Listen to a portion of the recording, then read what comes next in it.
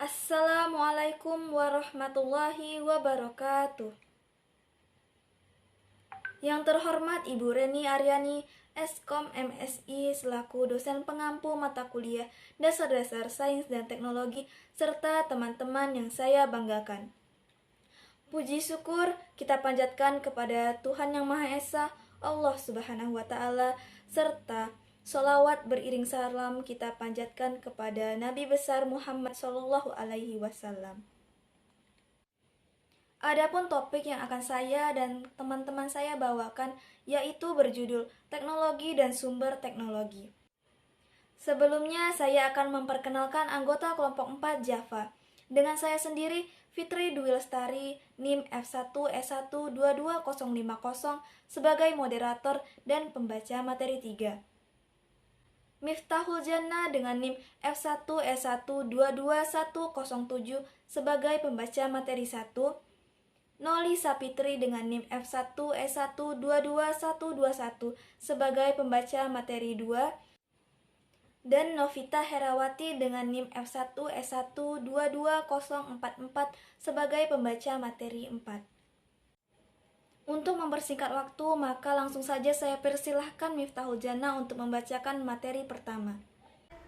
Assalamualaikum warahmatullahi wabarakatuh. Di sini saya sebagai pemateri 1 akan mempresentasikan materi pertama dari kelompok saya, kelompok 4 Java, yaitu tentang apa itu teknologi dan dari mana sumber teknologi. Untuk mengawali presentasi dalam tema ini, baiknya kita dimulai dari mengetahui dari pengertian teknologi. Apa sih teknologi? Yang mana secara bahasa, teknologi berasal dari bahasa Yunani yaitu teknologia yang merupakan gabungan dari tekne dan logos, di mana tekne berarti art or skill, sedangkan logos berarti science of study. Dalam Kamus Besar Bahasa Indonesia diterangkan bahwa teknologi adalah seluruh sarana untuk menyediakan barang-barang yang dibutuhkan bagi kelangsungan dan kenyamanan hidup manusia. Seperti yang diketahui, teknologi pada awalnya diciptakan oleh manusia tentu untuk bertujuan membuat kehidupan menjadi semakin mudah, efisien, dan nyaman. Oke, jadi di sini kita akan memasuki tema kedua tentang dari mana itu sumber teknologi. Teknologi dimulai dari munculnya spesies manusia di muka bumi. Jejak-jejak peralatan dan teknologi yang dimiliki manusia sejak awal peradabannya ditemukan, kemudian direkonstruksi secara historis, dan kemudian dianalisis kaitannya dengan perkembangan peradaban manusia. Sementara banyak, bahkan dalam teknologi pendidikan, melihat buku dan papan tulis sebagai contoh media pembelajaran, yang mana hal ini berguna untuk mengadopsi perbedaan dasar ini. Munculnya sumber daya pendidikan setelah papan tulis dan buku, dan evolusi yang sesuai dari bidang studi yang berhubungan dengan penerapan teknologi yang muncul untuk instruksi. Kemudian dapat dilihat sebagai katalis untuk pembentukan teknologi pendidikan sebagai suatu bidang. Mungkin cukup sampai di sini materi yang bisa saya sampaikan pada tema teknologi dan sumber teknologi. Untuk tema selanjutnya, saya lanjutkan kepada teman kelompok saya. Terima kasih Miftahul Jannah atas materinya. Saya persilakan Noli Sapitri untuk lanjut membacakan materi yang kedua. Assalamualaikum warahmatullahi wabarakatuh. Perkenalkan, nama saya Noli Sapitri. Saya sebagai pembaca materi 2. Materi kedua selanjutnya akan saya bahas ialah pentingnya teknologi dan pengaruh teknologi terhadap budaya. Pentingnya teknologi. Gambaran manfaat teknologi di berbagai bidang seperti di bidang pendidikan, di bidang transportasi, di bidang kedokteran, di bidang komunikasi, di bidang bisnis, dan masih banyak lagi. Cepatnya perkembangan teknologi informasi dan komunikasi mengakibatkan dampak dan berpengaruh terhadap budaya pada masyarakat, baik berupa dampak positif maupun dampak negatif. Salah satu aspek kehidupan yang paling terpengaruh dengan perkembangan ini adalah aspek kebudayaan masyarakat yang sedikit mengalami pergeseran. Dengan berkembangnya teknologi, terdapat dampak positif dan juga dampak negatif. Dampak positif ialah mempermudah kita untuk berkomunikasi dan memperoleh informasi. 2. Membantu memenuhi kebutuhan hidup. 3. Membantu sistem tata kelola pemerintahan. Negatif yang kita dapatkan dari berkembangnya teknologi bagi budaya kita ialah perubahan gaya hidup dan tata nilai masyarakat adalah pengaruh negatif. Contohnya adalah cara berpakaian yang stylish sehingga menggeser populernya baju daerah. Itulah penjelasan materi kedua yang saya sampaikan. Selanjutnya akan dibacakan oleh rekan saya. Terima kasih Nolisa Fitri atas materinya. Saya persilahkan Fitri Dwi Lestari untuk membacakan materi ketiga. Terima kasih atas kesempatannya. Sebelumnya, perkenalkan kembali, saya Fitri Dwi Lestari dengan NIM F1S1222050 akan membacakan materi ketiga, yaitu perilaku dan kemajuan teknologi. Perilaku. Seiring dengan adanya teknologi, perilaku manusia berubah dalam menghadapi zaman. Berikut beberapa bidang yang terpengaruhi oleh adanya teknologi. Pertama, bidang informasi.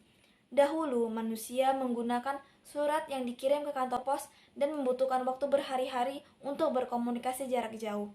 Namun, sekarang dengan adanya gawai dan satelit, manusia sudah dapat berkomunikasi jarak jauh seperti mereka sedang berada di satu tempat yang sama. Kedua, di bidang budaya. Dengan adanya teknologi yang mempermudah pekerjaan manusia, budaya bahwa hanya laki-laki saja yang dapat bekerja tergeser. Wanita juga dapat bekerja layaknya laki-laki. Yang ketiga, di bidang sosial. Terdapat pro dan kontra dalam perilaku manusia di bidang sosial. Di satu sisi, manusia dapat saling terhubung dengan adanya sosial media. Namun di sisi lainnya, budaya silaturahmi tergeser karena manusia lebih nyaman berada di dalam rumah. Yang keempat, di bidang industri. Dalam industri tradisional, tenaga manusia dibutuhkan dari awal hingga akhir. Namun, dengan adanya teknologi, pekerjaan-pekerjaan berat manusia telah tergeser dan diambil oleh robot. Meskipun demikian, manusia tetap bisa bekerja karena robot-robot tersebut masih dikendalikan oleh manusia. Kemajuan. Teknologi merupakan sebuah konsep yang berkaitan dengan jenis, penggunaan, dan pengetahuan tentang alat dan keahlian, serta bagaimana dapat memberi pengaruh pada kemampuan manusia untuk mengendalikan dan mengubah sesuatu yang ada di sekitarnya. Dapat dikatakan bahwa teknologi adalah semacam perpanjangan tangan manusia untuk dapat memanfaatkan alam dan sesuatu yang ada di sekelilingnya secara lebih maksimal. Dengan begitu, secara sederhana, teknologi bertujuan untuk mempermudahkan pemenuhan kebutuhan manusia. Kemajuan teknologi ditandai dengan adanya penemuan-penemuan baru. Berikut beberapa penemuan yang menandai adanya kemajuan teknologi. Pertama, 3 juta tahun yang lalu hingga 1200 sebelum Masehi. Ditemukan serpihan batu tajam, api, berlayar, bertani, irigasi, dan besi. Dari tahun 850 hingga 1765 ditemukan bubuk mesiu, kincir angin, kompas, jam tangan, mesin cetak, dan mesin uap. Dari tahun 1804 hingga 1885 ditemukan kereta api, kapal uap, fotografi, reaper, telegraf, telepon, mesin pembakar internal, lampu listrik, dan mobil. Dari tahun 1901 hingga 2017 ditemukan radio, pesawat terbang, roket, televisi, komputer, tenaga nuklir, transistor, penerbangan luar angkasa, komputer pribadi, internet, CRISPR, kecerdasan buatan. Itu saja materi 3, saya lanjutkan kepada teman saya. Terima kasih Fitri Dwi Lestari atas materinya. Saya lanjutkan kepada Novita Herawati untuk membacakan materi keempat. Baiklah, saya akan menjelaskan tentang rule of science dan teknologi. Pertama yaitu rule of science. Berikut adalah 3 aturan penting sains secara sederhana. Yang pertama, viability atau dapat dipalsukan. Sebuah hipotesis ilmiah menghasilkan prediksi yang terukur persyaratan feasibilitas, berarti hipotesis Anda juga harus bertahap dari upaya keras untuk menemukan contoh di mana prediksinya salah. Ini berarti teori ilmiah yang mapan hanyalah teori yang belum terbukti. Ini mungkin terdengar lemah, terutama jika Anda menganggap gagasan tentang kebenaran mutlak itu menarik. Tapi begini, jika teori ilmiah adalah petinju, siapa yang lebih kredibel? Orang yang menyambut tantangan, berputar demi putaran selama ribuan pertarungan tetapi tidak pernah dikalahkan? Atau pria yang membanggakan dirinya sebagai petarung terkuat dan terbaik di dunia tetapi tidak mau masuk ring? Yang kedua, replicability atau replikabilitas. Tidak hanya teori ilmiah yang harus dapat diuji, tetapi juga harus menjadi ujian yang dapat diulangi oleh siapa saja dan mendapatkan hasil yang sama. Masuk akal. Teori dimaksudkan untuk memberitahu kita tentang cara kerja dunia, bukan hanya cara kerjanya yang diduga terjadi pada suatu waktu di lab. Jika Anda menerbitkan resep salvo empuk, tetapi setiap orang yang mencobanya mendapatkan roti matzo, Anda belum membuat teori kemajuan dalam ilmu kuliner. Teori-teori ilmiah harus dapat direplikasi. 3. Causation is not causation. Korelasi bukan sebab akibat. Sebagai seorang anak, apakah Anda berpikir bahwa tidur di malam hari menyebabkan matahari terbit di pagi hari? Ini adalah contoh yang cukup manis dan polos tentang bagaimana korelasi. Atau matahari terbit setelah Anda pergi tidur. Bukankah sebab akibat tidur tidak menyebabkan matahari terbit? Korelasi yang membingungkan dengan sebab akibat adalah kekeliruan logis. Dikombinasikan dengan bias konfirmasi, kekeliruan memiliki potensi besar untuk menyesatkan. Jadi sains memiliki satu aturan penting yang besar, bahwa hanya karena sesuatu berkorelasi dengan sesuatu yang lain tidak berarti itu menyebabkan sesuatu yang lain. Mungkin memang begitu. Yang kedua itu adalah rule of technology. Berikut adalah beberapa aturan teknologi secara sederhana. Yang pertama, tetap mengikuti perkembangan teknologi jauh lebih murah daripada tetap menggunakan teknologi lama sampai akhir. Itu karena teknologi yang berisi data Anda, info klien, akuntansi, kontak, foto, musik, dan film juga menjebaknya ke dalam penjara data. Anda hanya bisa memiliki waktu singkat untuk membebaskannya dari satu sistem ke sistem berikutnya. Jika Anda melewati titik itu, biaya konversi menjadi jauh lebih tinggi. Mengapa? Karena orang-orang berbakat yang mendukung sistem lama itu sudah tidak ada lagi, atau sangat sulit ditemukan. Yang kedua, mengubah teknologi itu mudah. Mengubah orang itu sulit.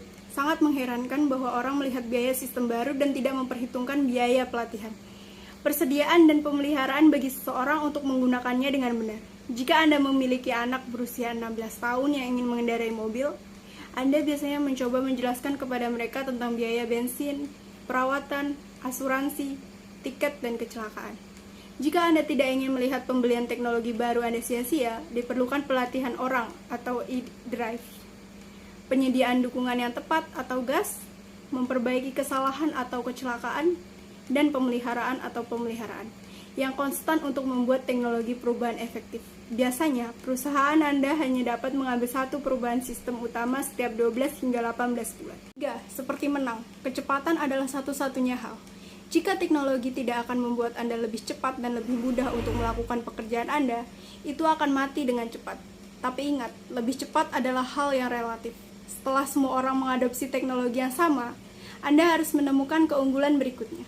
Beruntung bagi Anda, sebagian besar perusahaan memiliki aturan 6 yang sama untuk dihadapi. 4. Teknologi tidak memiliki nilai intrinsik. Bukan seperti seni yang bisa memberikan kesenangan hanya dengan melihatnya. Teknologi harus memiliki tujuan, atau itu hanya tumpukan elektronik. Jadi, mungkin keren untuk sementara, tapi lebih baik memberi Anda alasan untuk menghabiskan waktu dan uang untuk itu. Baiklah, terima kasih tadi materi yang telah saya sampaikan. Saya kembalikan lagi kepada moderator. Terima kasih Novita Herawati atas materinya. Dengan berakhirnya materi yang diberikan oleh Novita Herawati, maka berakhir pula presentasi kali ini. Marilah kita mengucapkan hamdalah alhamdulillahirabbil alamin. Saya sebagai moderator mohon maaf atas segala kekurangannya, karena kesempurnaan hanyalah milik Allah Subhanahu wa Ta'ala. Terima kasih atas perhatian dan waktunya. Melihat kolam airnya keruh. Wassalamualaikum warahmatullahi wabarakatuh.